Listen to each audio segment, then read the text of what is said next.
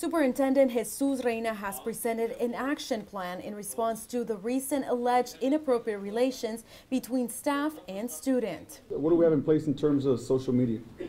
Are we addressing that? Are we looking at that? But according to some board members, that plan falls short when it comes to addressing social media. I hear it day after day after day from principals to teachers to custodial people on their cell phones or texting or on Facebook. They are prohibited from posting messages during during the school day, during working hours. That is prohibited.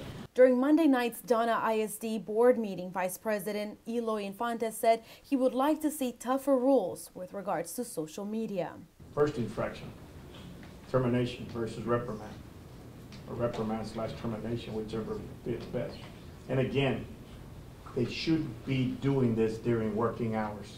So we asked computer experts if there's any way that the school would be able to monitor or restrict their employees from using social media sites. Technology exists where you can do those things, so you're able to identify particular sites like Facebook or Twitter or those things, and while those users, faculty or employees are on your network and connected to your network, you're able to restrict access to those sites. But Frank Seca, Executive Director for IT Services at the University of Texas Pan American, says for those who are not connected to the school's network, it's a much different story. At that point, it's they can access the internet via their cell phone provider, and there's no restrictions there.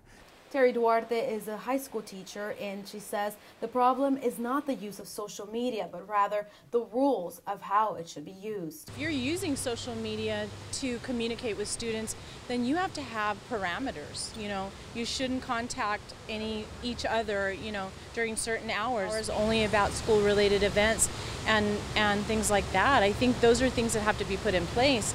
But all in all, I don't think social media is evil. It's just the people behind it that use it. Duarte says the responsibility of monitoring social media doesn't only fall on school administrators. As a parent, you have a certain responsibility to police that kind of thing. And then when you see something questionable, you question. That's what you do. Joaquin Rangel is a father of 5. He agrees that parents should be more aware of what their children are doing on their phones. I think, parents should have a talk with their kids, and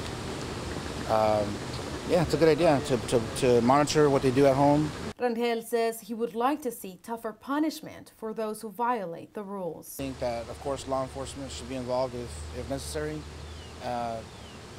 Maybe in all cases it should be involved, just to stop that flow of, oh, I could get away with it or whatever. But if it were to come down to it, then yeah, then they should be prosecuted to the fullest extent of the law.